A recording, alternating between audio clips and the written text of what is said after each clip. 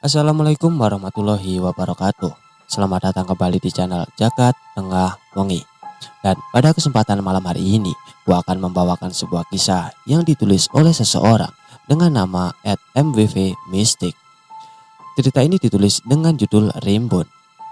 Tapi sebelum kita masuk ke inti ceritanya, alangkah baiknya bagi kalian yang belum subscribe channel ini, kalian bisa bantu kami dengan mengklik tombol subscribe yang ada di bawah ini agar channel kami menjadi semakin lebih berkembang dan kami menjadi semakin lebih bersemangat dalam membawakan konten-konten kisah horor buat kalian. Oke, tanpa perlu banyak basa-basi lagi, mari kita langsung saja ke ceritanya.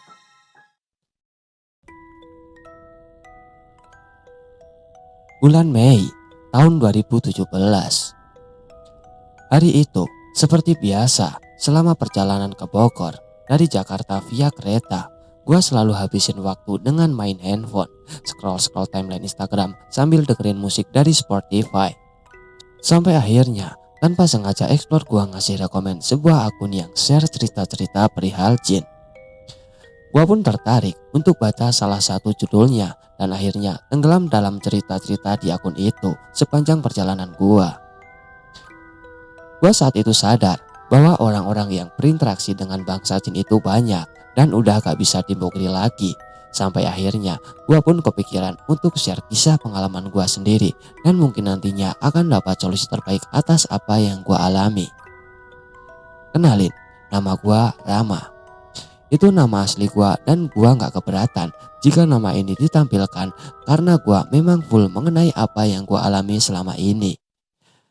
Namun bisa gua pastikan semua nama yang akan disebut dalam cerita ini nantinya merupakan nama-nama samaran. Hal ini terkait privasi teman-teman gua yang tidak ingin dipublikasikan secara luas. Namun mereka sudah mengizinkan gua untuk menceritakan keterlibatan mereka di sini. Cerita ini nantinya akan memulai banyak cerita lain sepanjang hidup gua. Ya, inilah momen gua, orang yang apatis bahkan menolak keberadaan mereka di dunia ini, dipaksa percaya dan akhirnya berinteraksi dengan mereka yang gak kasat mata. So, thank you so much and good night. Semangat Jos, bos gua ngasih closingan statement hari ini. Kami baru saja berhasil closing 30 klien hari ini dan itu setara income 3 miliar rupiah buat perusahaan ini. Hiruk pikuk ruangan kerja kami pecah merayakan hal itu sampai tiba-tiba sebuah tepukan mendarat di pundak gua. Man of the match, mancis gak? Kata salah satu rekan gua yang namanya Faris. Harus aja deh, mancis mah ramai benar. Gila weekend-weekend gini, mending kalau dapat tempat. Jawab gua. Ya, tapi gua pengen banget ngebir nih. Ya ilah kemancis cuman ngebir. Di pantry noh juga banyak. Kata gua sambil nunjuk pantry yang memang ada stok bir milik Jos dan karyawan. Ya beda lah anjir, kan nyari suasana. Ya udah, terserah deh. Tapi gantian traktir ya. Oh iya, cuma kita berdua doang nih. Ih, kayak home anjir. Kan lo yang habis closingan 3. Tapi gak apa-apa deh, gue yang traktir. Tapi lo minum juga ya. Iya, cuma kita berdua aja. Nanti kan nyari dedek di sana. Sebelum teman gue ini nyelesain kalimatnya, gue udah toyor kepalanya duluan. Sudah saatnya pulang dan gue bersiap ke arah pantry yang juga berfungsi sebagai dress room di kantor ini. Tapi tiba-tiba aja sebuah panggilan menghentikan langkah gue dan itu merupakan panggilan dari Jos. Hey Rama, Budi, please come inside for a moment. Ujar Jos sambil menepuk pelan bau gua dan membawa gua ke ruangannya. What else Jos? I'm so tired actually. Kata gua ke Jos sambil menghela nafas dan menyentuh-nyentuh jam di pergelangan tangan gua. Pertanda kalau jam kerja udah selesai dan gua berhak untuk pulang. Sebenarnya ini gua yang gak suka kerja dengan orang asing. Mereka sangat menghargai waktu dan gak baper sama hal-hal seperti ini. Coba kalau gua lakuin hal yang kayak gini ke orang Indo, mungkin gua langsung dipecat karena dicap tidak menghormati pimpinan atau setidaknya di SP. I know buddy, I know, but I'm sorry. Please give me 5 minutes. Pinta Jos. Alright boss, I can take this off. Tanya gua sambil nunjuk jas dan dasi. Si Jos balas dengan anggukan mempersilahkan gua melepas keduanya. Mau gak mau, walaupun males, gua jalan sama Josh menuju ruang kerjanya sambil nyopot jas sama dasi. Di dalam, kita duduk berhadapan dengan Josh seperti mau membicarakan sesuatu yang penting dan privasi. Well, jadi gua gak mau buang-buang waktumu. Gua cuma mau tanya sekali lagi, apa kamu benar-benar mau keluar dari perusahaan ini? Tanya Josh dengan serius. Gua pun menghela nafas sekali lagi dan gua mencoba nyerna makna dan tatapan mata itu. Ada yang aneh, ada sesuatu yang bukan Josh banget. Dia terlihat khawatir dan sedih. Josh, kita udah bicarakan ini sebelumnya. Jawab gua dengan singkat. Bagaimana kalau gua menaikkan gajimu 3 kali lipat? Tanya Josh lagi sambil ngeluarin beberapa lembar kertas. Ia akan menaikkan gaji gua 3 kali lipat asalkan gua gak jadi resign dari perusahaan itu. Pandangan gua pun beralih yang dari semula ke mata Josh pindah ke kertas itu. Itu merupakan kontrak baru dengan nominal baru. Sejujurnya angka-angka di kertas itu cukup menggiurkan buat gua. Keyakinan gua buat cabut dari sana mulai goyah. Gua pun balik dan tatap mata Josh, tajam dan tak berbicara apapun. Sepintas gua lihat senyum tipis di bibir Josh. Bule ini ngerasa menang. Gua pun mengalihin lagi pandangan gua dan kali ini ke samping Josh, menerawang dan ngeliatin suasana langit malam Jakarta yang penuh dengan gemerlap. Dan pada saat itulah, dek, jantungku mulai berdetak. Di situ gua melihat sesosok makhluk itu lagi di kaca, lengkap dengan pakaian kerajaannya. Tapi kali ini enggak dengan muka cantiknya. Kulit mukanya nampak merah, matanya berwarna kuning dan telinganya melar menjurus dari sela-sela rambutnya yang jarang. Dia menatap gua dengan tajam dan seakan memberikan ancaman. Dia menggeleng dengan gerakan kepala yang aneh, pelan dan patah-patah. Gua pun paham maksudnya dan tatapan gua kali ini beralih ke Josh lagi. Aku mau jadi 5 kali lipat, bos. Gua pun ngajuin tawaran yang gua tahu pasti ditolak sama Josh dengan kalimat yang tegas dan diakhiri dengan senyuman tipis. Josh pun langsung bereaksi. Dia pun ngacungin jari tengahnya ke arah gua. Gua pun tampak ngakak, begitu pula dengan Josh. Kami sama-sama kurang ajar waktu itu. Tapi begitulah kedekatan kami yang bukan sekedar atasan dan bawahan, tapi lebih seperti teman. I know Josh, it's not about it. Lanjut gua berusaha sok bijaksana. Padahal ini di otak gua penuh dengan suara caci maki sama diri gua sendiri yang baru aja nolak sebuah tawaran sebesar itu. Alright buddy, I got it. You are such a fucking hard person. Jawab Josh nyerah. Anything else Josh? Tanya gua sambil bangun dan bersiap keluar dari ruangannya. Nope. Get out from my room and my stubborn. Kata Josh sambil berdiri, melangkah mendekati gua dan nendang kursi yang gua dudukin sambil masang muka sok marah karena gagal merayu gua untuk stay di perusahaannya. Sekali lagi kami pun tertawa karena hal itu. Wait, si Josh manggil lagi. Gua pun berhenti tepat di depan pintu dan berbalik. Nih, ambil. Apa ini Josh? Udah, cek aja. Gua pun ngebuka amplop itu. Banyak sekali kertas merah bergambar duo proklamator Indonesia yang berada di dalamnya. Wah, makasih banyak ya Josh. Tapi untuk apa ini? Ini semua karena kamu telah membuat pencapaian yang luar biasa hari ini. Oke. Makasih ya Josh. Gua pun melangkahkan kaki gua ke pantry yang tadi sempat batal karena dipanggil Josh ke ruangannya. Gua pun langsung nyamperin si Faris yang nampaknya lagi mumet banget sampai pengen ngebir. Baru aja masuk ke pantry. Mas Rama, selamat ya. Kamu sangat mengagumkan. Tiba-tiba saja Erlin, marketer paling muda yang paling bening sekantor, meluk gua sambil ngasih satu kecupan di pipi kanan gua. Woi. Dartir. Gak gini dong Lin. Tangan gua refleks sedikit dorong badannya ngejauhin badan gua. Dan gua paksain senyum sama dia sambil nunjukin cincin di jari manis tengah kanan gua. Terus kenapa? Tantang si Erlin. Sejujurnya, gua mau marah sama kelakuan anak ini. Tapi, Erlin, please lah. Lo itu harus berhenti seenak jidat lu meluk-meluk gua sama kecup-cup gua kayak gini. Dan jadilah perempuan yang baik. Oke? Kata gua sambil ngasih gerakan tanda kutip pakai tangan dari kata-kata nice girl. Gua pun mengacak-acak rambutnya dan jalan, ngelangkain ngelewatin dia, terus naruh jas gua di gantungan jas pantry.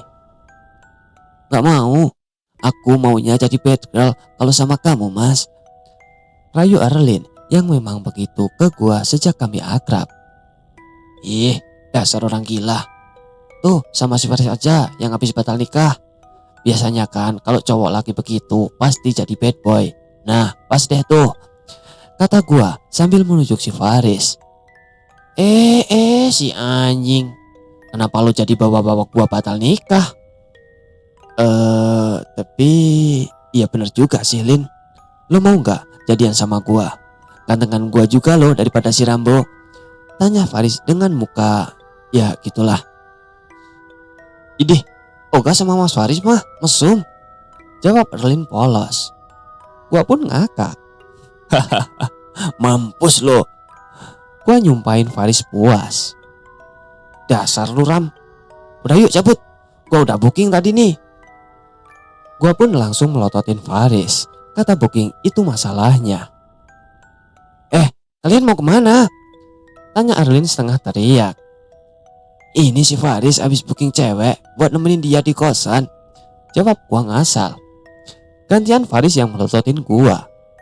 Gua pun nahan ketawa sebisa mungkin biar Erlin gak curiga. Kalian pasti bohong. Mau kemana sih? Kok aku gak diajak? Jurus manjanya si Erlin keluar. Gua pun lihat-lihatan sama si Faris.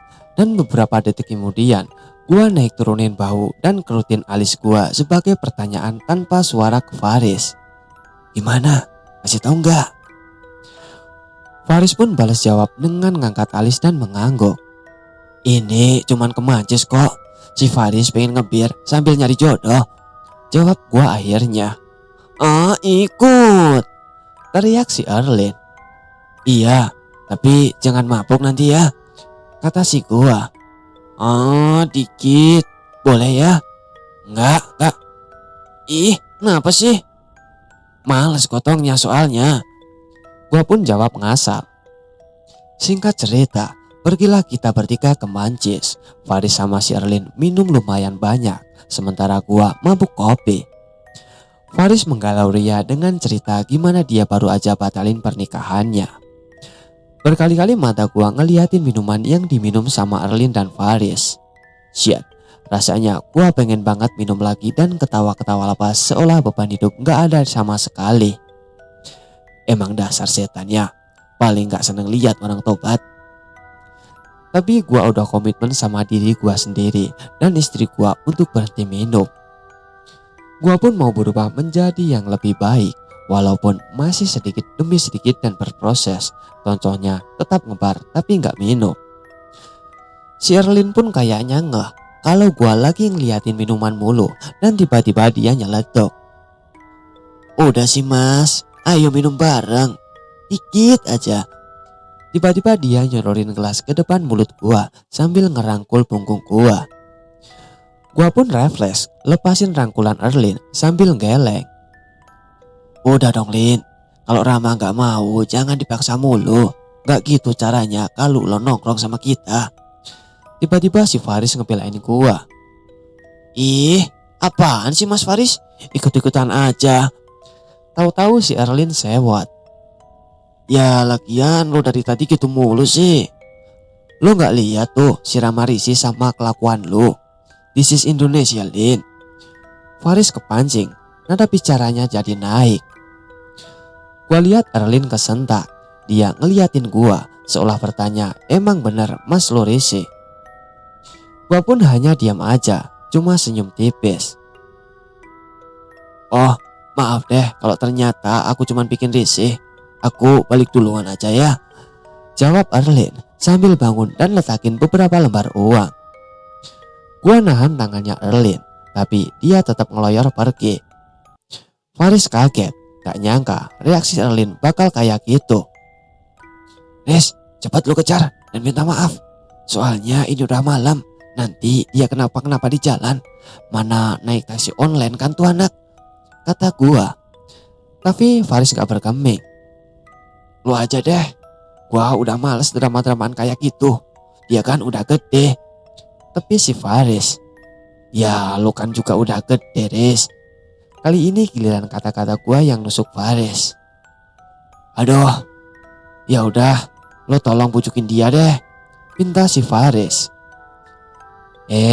Kan tadi lo yang janji mau nganterin dia. Lagian gua kan gak bawa mobil Riz. Ram, gua minta tolong ya. Please, lo aja yang nganterin dia pakai mobil gua nih. Parkirnya di tempat biasa aja. Dan lo bawa bilik aja sekalian. Gua mau naik taksi aja ntar. Please bro, gua masih pengen sendirian di sini. Lo tahu kan? Kata Faris lirih sambil nyerahin kunci mobilnya. Aduh, yaudah, mana? Nah gitu dong bro, makasih ya, hati-hati. Gua pun cabut ngejar Erlin setelah ngasih beberapa lembar uang ke Faris, tapi dibalikin sama dia. Sekarang kan giliran gua. Iya, thanks ya bro. Gua pun nyusur Erlin ke lobi dan di sana gua lihat dia lagi berdiri nunggu taksi online. Lin, kenapa mas? Saut Erlin dengan menunduk. Balik sama gua aja yuk, udah malam, bahaya nanti. Gak usah mas, makasih. Aku udah order taksi online, gak enak cancelnya. Lagian nanti aku bikin risih kamu lagi. Lin, lu itu jangan salah paham gitu dong. Faris lagi emosi tadi soalnya. Lu sendiri ngerti kan kalau dia lagi kenapa. Ya udah yuk, pulang aja sama gua sambil kita ngobrol di jalan. Terus taksinya gimana? Ya udah gak apa-apa, kita tunggu dulu aja sebentar. Gak usah di cancel, nanti gua yang ngomong ke drivernya. Ya udah kalau gitu, oke. Beberapa saat kemudian, taksi pesanan Erlin datang. Malam, Mbak Erlin. Sebuah mobil berhenti tepat di depan gua sama Sherlyn dan pengemudinya langsung bertanya seperti itu setelah ngebuka kaca jendelanya tanpa turun keluar dari mobil. Malam pak. Pak, maaf ya, Mbak Erlinnya nggak jadi naik. Kebetulan ternyata masih ada urusan. Ini ongkosnya ya pak. Orderannya tetap dijalanin aja ya pak, nggak kita cancel. Jawab gua sambil nyerahin beberapa lembar uang. Loh, beneran mas? Kalau nggak jadi naik nggak apa-apa kok, di cancel aja. Ini ongkosnya juga nggak usah. Kebetulan saya juga mau pulang. Jawab bapak driver itu dengan si ramah. Udah pak, nggak apa-apa, dikip aja. Makasih banyak ya pak. Ya udah kalau gitu, makasih banyak ya mas. Dan semoga makin dilancarkan rezekinya. Iya pak, amin. Gua sama Erlin pun masuk kembali ke dalam gedung dan melanjutkan langkah menuju parkiran. Entah kenapa basement malam itu hawanya gak enak banget dan sepi pula. Tiba-tiba si Erlin ngelangkul lengan gua. Gua pun udah siap-siap mau ngelepasin rangkulannya. Tapi begitu gua melihat mukanya yang nampak ketakutan, gua pun urungin niat gua. Ini bukan karena manja, tapi karena Erlin ketakutan. Mas, agak cepet yuk, aku takut, kata si Erlin. Kita berdua pun mempercepat langkah menuju mobil Faris. Sesaat sebelum masuk ke dalam mobil, gua lihat sekelebatan bayangan yang melayang dari salah satu tiang ke belakang mobil. Ser. Bulu kuduk gua merinding. Belum hilang merinding gua karena bayangan tadi. Begitu gua duduk, masang seatbelt, nyalain mesin dan benerin spion tengah, tiba-tiba dak. Dia muncul lagi dan duduk di bangku barisan tengah, masih dengan muka buruknya dan bahkan lebih buruk lagi. Gua gelisah, kemunculan sosok ini selalu menjadi pertanda sesuatu. Ada apa? Kenapa dia keluar sesering ini? Tadi di ruangan Jos, sekarang di sini. Lo mau balik kemana, Rin? Rumah apa apartemen? Tanya gua ke Erlin buat ngalihin perasaan gua yang gak enak akan kemunculan sosok itu. Ke apart aja deh mas. Aku lagi pengen sendirian. Jawab Erlin gugup. Ya udah. Jawab gua sambil ngejalanin mobil. Gua bawa mobil Faris sambil sesekali melirik ke spion tengah. Dia masih stay di sana, diam dan gak ngasih tanda atau gerakan apapun. Namun sosoknya yang dalam bentuk rusak itu cukup bikin gua sesekali kehilangan konsentrasi. Kamu tenang aja ya. Saya gak niat macem-macem kok. Gak usah marah gitu. Tiba-tiba si Erlin ngomong gitu di tengah perjalanan. Hah? Marah? Gua gak marah. Bukan kamu mas, itu yang di belakang. Jawab Erlin memotong ucapan gua. Gua pun kaget. Apa? Erlin? Lu bisa lihat dia juga? Iya, sejak awal kamu masuk kantor mas. Serius? Udah mas, yuk jalan. Dia gak suka diomongin, kata si Erlin. Gua langsung lirik spion tengah. Dia masih ada di sana. Ekspresi menyeramkannya belum berubah sekalipun Erlin sudah mengatakan kalimat tadi. Tapi ini jadi hal baru buat gua karena akhirnya ada orang lain yang notice keberadaan makhluk ini selain gua. Singkat cerita, perjalanan gua malam itu semobil sama Erlin berlangsung dengan diam di mana aja. Kita nggak ngobrol apapun dan sepanjang perjalanan sosok itu juga stay duduk di kursi tengah. Selesai ngantarin Erlin, di sepanjang perjalanan pulang ke rumah banyak sekali pertanyaan yang muncul di kepala gua. Apa benar dia itu benar-benar ada? Jadi selama ini gua nggak berhalusinasi? Apa dia bakal selamanya hadir di hidup gua? Dan apa yang harus gua lakuin? Membiarkan dia stay atau perlu gua usir? Tapi gimana caranya? Iya, sosok yang dilihat Erlin memang ada. Gua bahkan mengetahui namanya. Namun selama ini gua mengira dia hanyalah bagian dari imajinasi atau sugesti gua saja. Tapi setelah Erlin mengatakan hal itu barusan, seketika gua yakin apa yang gua lihat selama ini bukan hayalan gua semata. Ini adalah awal mula pertemuan gua dengan makhluk yang memperkenalkan dirinya sebagai Rimbun. Kembali ke lini waktu beberapa tahun lalu, saat gua belum berinteraksi dengan makhluk-makhluk tak kasat mata dan melalui kehidupan normal gua sehari-hari. Saat itu gua bekerja di salah satu perusahaan asuransi swasta di bilangan Senayan. Kehidupan kota yang serba maju dan terang membentuk gua menjadi seseorang yang tidak percaya dengan penampakan atau gangguan fisik yang disebabkan oleh hantu, jin dan semacamnya. Keyakinan ini makin diperkuat setelah gua berkali-kali mendaki ke gunung dengan spot-spot angker, namun tak mendapati siapapun atau apapun yang membuat gua takut dari golongan mereka. Tolong garis bawahi, gua hanya tidak mempercayai penampakan dan gangguan saja, tapi gua mengimani keberadaan mereka. Tiap kali gua membaca kisah-kisah orang yang berinteraksi dengan mereka dengan intensitas di luar logika gua selalu menganggapnya sebagai lelucon atau hal fiksi yang dibuat-buat demi mencari sensasi. Mungkin kalian pun juga seperti itu. Tapi semua persepsi gua berubah saat akhirnya gua bergesekan langsung dengan mereka. Saat peristiwa ini terjadi, gua sedang menghandle proyek oil dan gas insurance dan health insurance di Jakarta. Resiko memegang proyek seperti ini adalah mobilitas yang tinggi karena kami dituntut untuk mengunjungi lokasi-lokasi site yang berada di pelosok dan jauh dari keramaian kota. Buat beberapa orang kantor, kunjungan ke site bakalan jadi hal yang paling melelahkan. Tapi sementara bagi gua, ini adalah merupakan bagian dari refreshing rutin. Prabu Mulih, Balikpapan, Samarinda, Pangkalan pun udah jadi makanan gua setiap bulan. Saking seringnya gua ke sana, gua sudah cukup akrab dengan orang-orang site perusahaan klien. Semua bermula saat gua diberikan hadiah dari salah satu kenalan gua. Sebut saja namanya dengan nama Pak Petrus. Pak Petrus ini hobi banget mengkoleksi batu akik. Hobinya ini semakin diperlancar dengan banyaknya pilihan jenis batu akik yang tersebar di Kalimantan, kota domisilinya. Selama kami jadi rekan bisnis, obrolan gua dengan Pak Petrus cukup nyambung. Berhubung kami berdua sama-sama memiliki hobi mengoleksi batu akik, tapi bedanya beliau adalah tipe yang menyukai batu akik dengan ukuran besar, sementara gua menyukai batu akik dengan ukuran yang kecil. Bedanya lagi, Pak Petrus juga paham dan mengerti banget tentang jenis dan macam-macamnya. Sedangkan gua pure suka ngumpulin aja tanpa peduli apa namanya dan hal-hal detail lain seputar batu.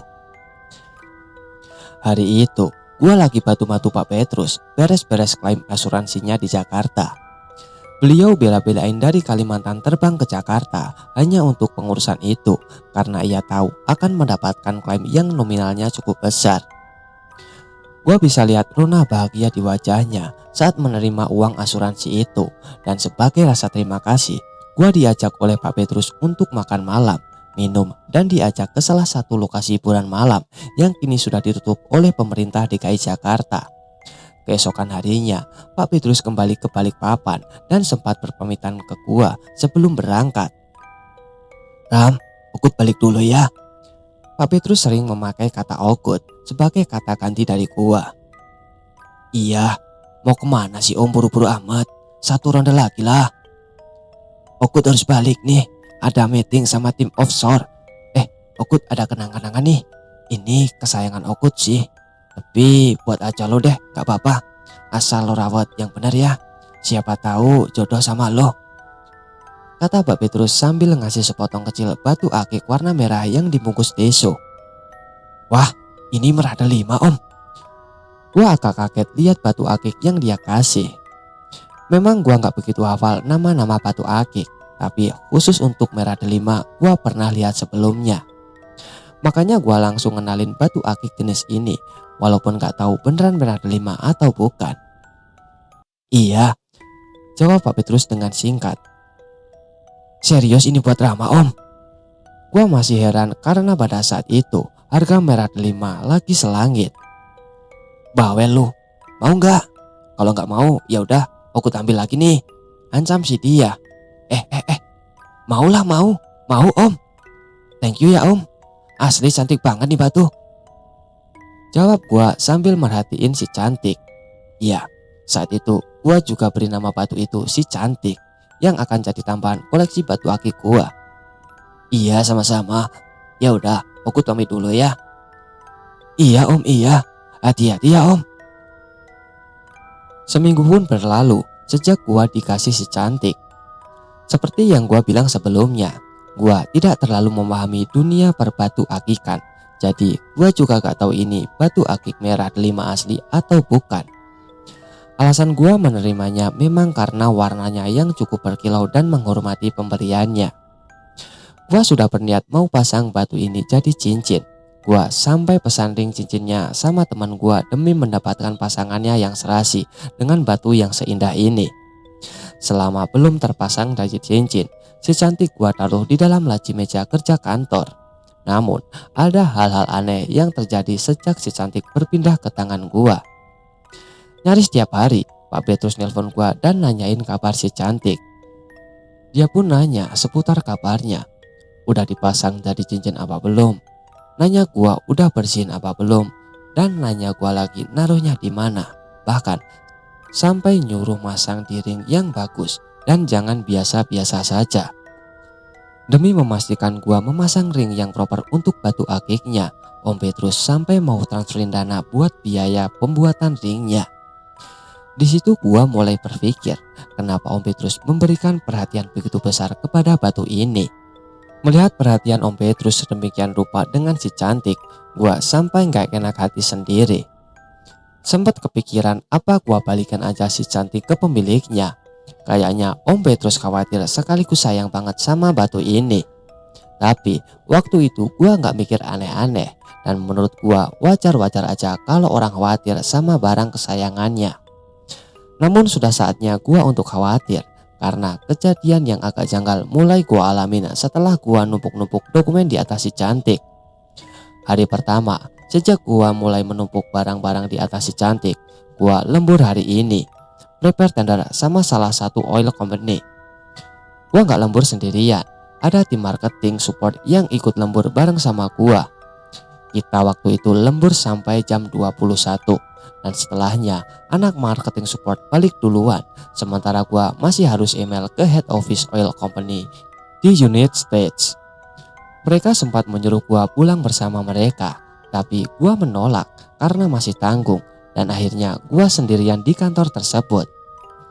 Gua pun melanjutkan pekerjaan gua, mengirim email berbahasa Inggris itu ke klien.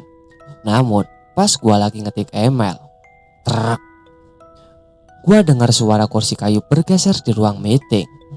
Dek.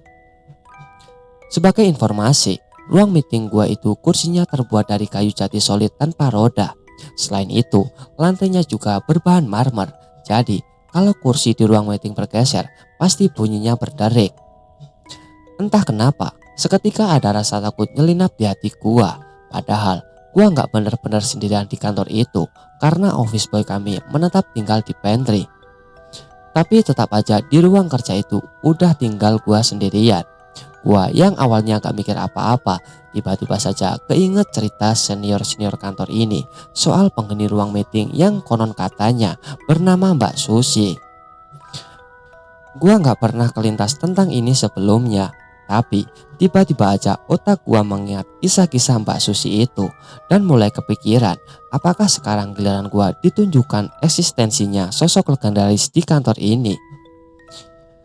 Perasaan gua waktu itu aneh. Gua antara takut sama kesal.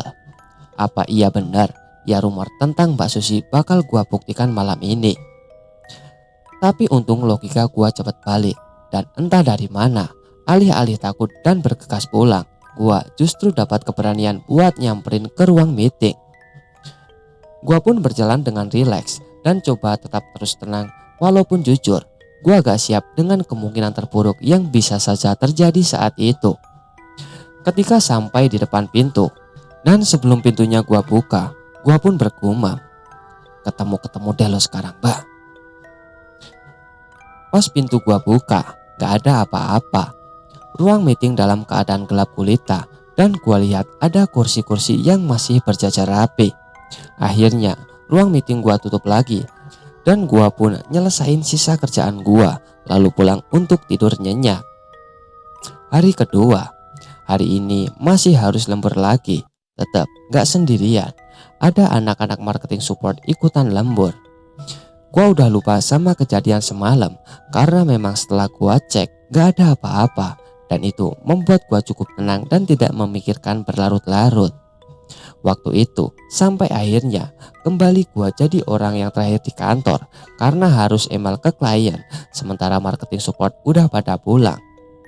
Dan seperti yang kalian tebak, kejadian janggal itu terjadi lagi. Kali ini kejadian anehnya bukan berawal di ruang meeting, tapi dari laci meja kerja gua. Saat gua mau mengambil dokumen dari dalam laci, tepat ketika gua buka lacinya, si cantik udah ada di atas dokumen. Padahal gua gak pernah buka laci itu sebelumnya dan seharusnya si cantik berada di bagian bawah, tertiban dokumen-dokumen lainnya. Sebenarnya waktu itu pada saat persis kejadian gua gak sadar. Gua pun baru sadar saat besoknya pas mau ambil dokumen lagi. Seingat gua kan si cantik ada di tumpukan bawah dokumen. Kok tiba-tiba ada di atas? Cuma lagi-lagi gua gak mikir aneh-aneh. Gua pikir si dewa buka-buka laci gua. Dan dewa ini adalah atasan gua. Dia emang sering bongkar laci gua, entah nyari dokumen atau nyolong dasi buat visit klien. Untuk beberapa hari gua memang lupa kalau gua punya si cantik saking sibuknya bekerja dan tertimpa dokumen. Karena kebetulan si cantik berada di bagian atas, gua ambil aja dan mumpung ingat. Untuk menyimpan si cantik, gua pun menggunakan tisu untuk membungkusnya. Niatnya biar gak lecet-lecet dan atas saran dari Om Petrus. Gua buka dari tisu pembungkus terus gua lihat. Ada yang beda dari si cantik. Pas gua pegang batu itu, terasa hangat, padahal biasanya dingin. Tapi mungkin saat itu gua pikir karena tertumpuk-tumpuk dokumen dan ada di dalam laci. Tapi ketika gua lihat-lihat si cantik, tiba-tiba ponsel gua bergetar. Ternyata itu adalah panggilan dari Pak Petrus. Om, apa kabar? Gimana batu akiknya? Udah lu pasangin ring belum? Jadi pakai wet gold kan? Iya, habis berapa? Sini biar Om Ogut gantiin, kata Pak Petrus di ujung telepon. Waduh si Om, khawatir banget ya sama si cantik. Tenang Om, aman kok. Cuma emang belum ramah pasang ringnya, belum kelar. Wih, udah dikasih nama aja. Tapi bagus tuh si cantik. Doi emang cantik sih. Kalau manusia mah udah gua pacarin tuh, kelakar Pak Petrus. Buset si Om, masa batu akik dipacarin? Hahaha. Habisnya emang cantik sih Om. Ini aja lagi Rama lihat-liatin nih. Cantik banget warnanya, balas gue diselingi tawa kami berdua. Ya udah.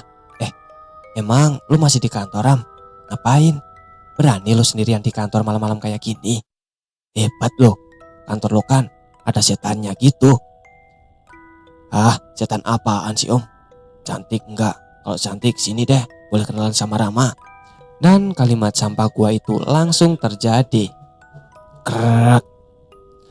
Tepat setelah mulut sampah gua asal ngomong soal setan, gua dengar suara kursi bergeser dari ruang meeting lagi. Gua diam sesaat. Pak Petrus langsung ngomong serius dan ngingetin gua untuk jangan bercanda soal makhluk halus atau bangsa jin. Katanya nanti mereka dengar. Sebenarnya gua kesel dengan Pak Petrus ngomong kayak gitu, karena gua nggak pernah percaya yang namanya gangguan setan dan sebagainya. Akhirnya gua cuma minta maaf sama beliau. Buat gua, kita sebagai manusia itu jauh lebih mulia daripada bangsa jin. Jadi nggak ada dalam kamus gua kita harus takut sama bangsa jin, selama kita nggak nantangin atau nggak ganggu duluan. Setelah menutup telepon, sekali lagi gua samperin ke ruang meeting dan persis kayak semalam, dan gak ada apapun yang muncul atau apapun hal aneh yang terjadi. Yang gua lihat cuma ruang meeting dalam keadaan gelap dan rapi. Tapi sebelum gua tutup pintu ruang meeting, tiba-tiba kedengeran suara langkah-langkah kaki lari. Duk duk duk duk. Asal suaranya dari atas. Seketika itu otak gua langsung mikir jernih. Oh iya, kantor gua kan di apartemen. Ya wajar aja sih kalau banyak suara berisik kayak gitu. Namanya orang di rumah pasti kan banyak aktivitas. Jadi selama ini yang gue denger itu pasti asalnya dari lantai atas, bukan dari ruang meeting. Kesimpulan pribadi gua itu seakan menjawab sendiri semua bunyi-bunyian dari dalam ruang meeting yang belakangan gua dengar. Sekian dulu cerita ini. Semoga dapat memberi pelajaran bagi kita semua. Akhir kata, wassalamualaikum warahmatullahi wabarakatuh.